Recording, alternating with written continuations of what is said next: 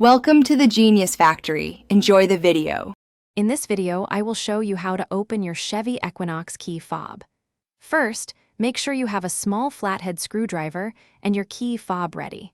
You'll need to locate a small slot on the side of the fob. Having good lighting will make this process much easier to see and complete successfully. Now, carefully insert the tip of your small flathead screwdriver into the slot you just located. It's important to use only gentle pressure here.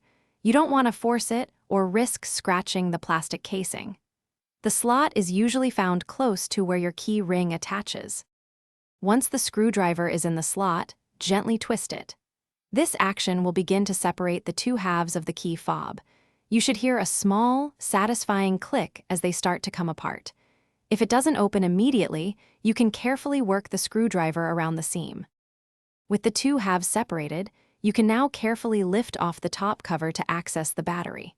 Most Chevy Equinox key fobs use a CR2032 coin cell battery. To put it back together, simply align the two halves of the fob and press them firmly until you hear them click securely into place. Thanks for watching. If you found this helpful, don't forget to like and subscribe.